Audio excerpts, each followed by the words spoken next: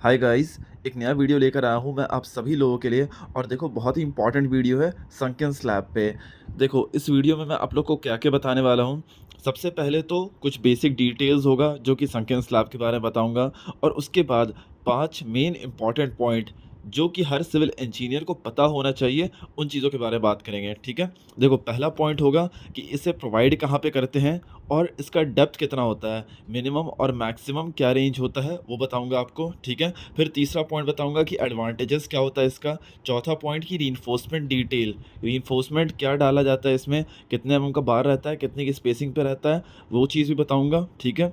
फिर पाँचवीं चीज़ आपको बताऊँगा कि मटेरियल कौन-सा यूज़ किया जाता है फिल करने के लिए इसको, ठीक है दोस्तों? सो चलो, अभी बिना देर किए हम लोग स्टार्ट करते हैं अपने इस वीडियो को। तो दोस्तों, सबसे पहले तो बात करें कि संकीर्ण स्लैब होता क्या है और इसको कहाँ पे प्रोवाइड करते हैं स्लैब में। देखो, संकीर्ण स्लैब ये होता है कि एक अपना जो नॉर्मल स्लैब जो हम लोग बनाते हैं, तो उस स्लैब से थोड़ा सा नीचे की तरफ एक और स्लैब बनाया जाता है, और उसी को कहते हैं हम लोग संकीर्ण स्लैब, ठीक है?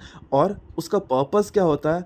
पर्पस ये होता है कि जो भी बाथरूम में ड्रेनेज का सिस्टम है, यानी जो भी पाइप वगैरह है, उसको डालने के लिए, उसको छिपाने के लिए हम लोग ये संकीर्ण स्लैब बनाते हैं, ठीक है दोस्तों? जितना भी आपका पाइप रहता है, चाहे वो बाथरूम का हो, चाहे वो किचन का हो, या फिर जो आपके घर में जो लॉन्ड्री एरिया है, जहाँ पे भी आप अपने कपड़े धोते हो, साफ़ करते हो, तो उन सब जगहों पे ये संकीर्ण स्लैब बनाया जाता है, क्योंकि उन सब जगह पे पाइप का एप्लीकेशन होता है, यानी पाइप यूज़ किया जाता है वहाँ पे। तो पाइप यूज़ किया जाता है, तो वो पाइप को छिपाने के लिए वहाँ पे संकीर्ण स्लैब बनाया जाता है दोस्तों, ठीक है? अब बात करते हैं उन 5 पॉइंट्स के बारे में। तो दोस्तों, बात करते हैं सबसे पहले पॉइंट के बारे में कि इसको हम लोग प्रोवाइड कहाँ पे करते हैं, कहाँ पे ऐसा स्लैब दिया जाता है। देखो, 3 मेन जगह है जहाँ पे हम लोग इस तरीके का स्लैब प्रोवाइड करते हैं। सबसे पहला तो वॉशरूम हो गया। वॉशरूम में कहाँ पे?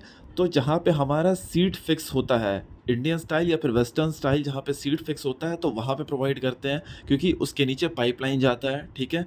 दूसरी जगह पे अगर बात करें तो लॉन्ड्री हो गया, जहाँ पे हम लोग अपना कपड़ा धोया करते हैं, तो उसके लिए भी पाइपलाइन चाहिए होता है, ठीक है? फिर तीसरी चीज़, जहाँ पे अपना किचन होता है, किचन में जो सिंक का जो एरिया होता है, उस सिंक के नीचे हम लोग ये संकीर्ण स्लैब प्रोवाइड करते हैं, ठीक है दोस्तों? तीनों जगह पे आपको कॉमन ये मिलेगा कि यहाँ पे पाइप सिस्टम यूज़ हो रहा है ड्रेनेज के लिए, ठीक है? तो ड्रेनेज प्रोवाइड करने के लिए हमें वहाँ पे संकीर्ण स्लैब देना पड़ा है, ठीक है दोस्तों? अब बात करते हैं दूसरे पॉइंट के बारे में कि इसका डेप्थ कितना रखा जाता है। देखो, मिनिमम डेप्थ जो होता है इसका 250 एमएम रखा जाता है, और मैक्सिमम डेप्थ 300 एमएम रखा जाता है, ठीक है? और ये आपके आर्किटेक्चरल ड्राइंग में दिया हुआ रहता है कि 250 एमएम रखना है या फिर 300 एमएम रखना है, ठीक है? ये चीज़ें दिया हुआ होता है, ओके दोस्तों? और दोस्तों, हम लोग डेप्थ प्रोवाइड क्यों करते हैं? ताकि अपना वहाँ पे जो पाइपिंग सिस्टम है ना, वो हम लोग डाल सकें, ठीक है दोस्तों? अब बात करते हैं दोस्तों तीसरे पॉइंट के बारे में कि इसका एडवांटेजेस क्या होता है।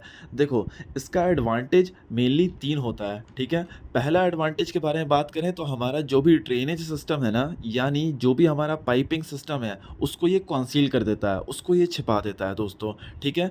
जिसकी वजह से कोई हमारा बैड लुक नहीं आता है। यानी अगर आप अपना वॉशरूम खोलोगे, तो आपको सामने कोई पाइपिंग सिस्टम नहीं दिखेगा, बल्कि आपका कॉमोड दिखेगा, आपको शावर भी टैप होता है शावर का, वो सब दिखेगा आपको।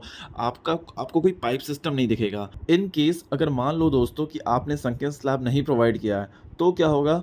जब भी आप अपना सीट फिक्स करोगे इंडियन स्टाइल या फिर वेस्टर्न स्टाइल, तो क्या होगा कि जो भी ड्रेनेज का सिस्टम है, यानी जो भी पाइपिंग सिस्टम है, वो सारा का सारा स्लैब के ऊपर रहेगा। स्लैब के ऊपर रहेगा, तो जब भी आप अपना वॉशरूम का दरवाज़ा खोल के देखोगे, तो आपको बहुत ही गंदा लुक अपीयर होगा, ठीक है? मतलब वो बहुत ही गंदा दिखेगा देखने में।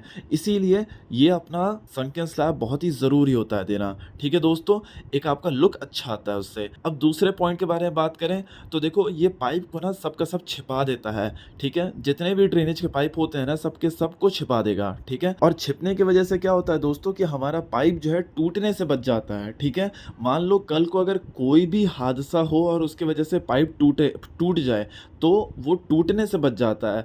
और अगर मान लो आप संकीर्ण स्लैब नहीं दिए हो और पाइप आपका ऊपर सरफेस पे है, तो क्या होगा दोस्तों कि कल को अगर किसी भी रीज़न से टूट गया ना, तो उसमें जो भी पाइप में गंदगी है, ऑब्वियस सी बात है, अगर इंडियन स्टाइल या वेस्टर्न स्टाइल लगा हुआ है, तो उस पाइप से गंदगी ही गुजर रहा है, उसके आउटलेट में गंदगी ही जा रहा है।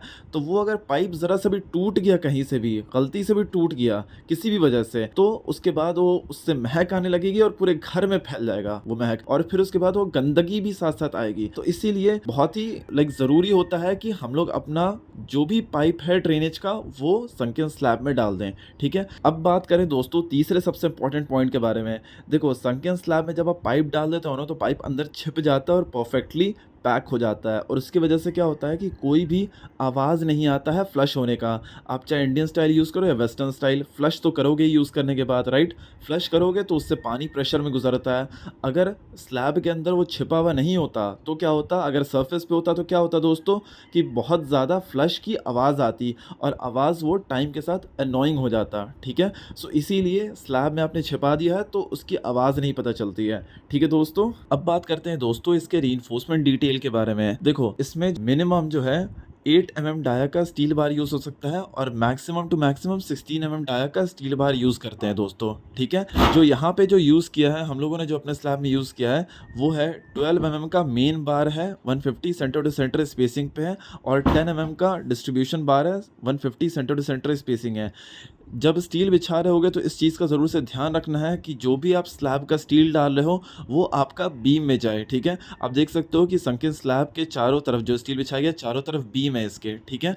तो चारों तरफ बीम है तो जो अपना संकीर्ण स्लैब का जो रीइंफोर्समेंट बार है वो रीइंफोर्समेंट बार ज़रूर से बीम के अंदर जाना चाहिए, ठीक है? तो बीम के अंदर जाएगा तभी उस संकीर्ण स्लैब पे जो भी लोड आ रहा है वो बीम पे ट्रांसफ़र हो जाएगा, ठीक है? तो स्टील बिछाते टाइम पे ज़रूर से इस बात का ध्यान रखना। अब बात करते हैं दोस्तों पाँचवें और आखिरी पॉइंट के बारे में कि मटेरियल कौन सा यूज़ करते हैं इसको फिल करने के लिए।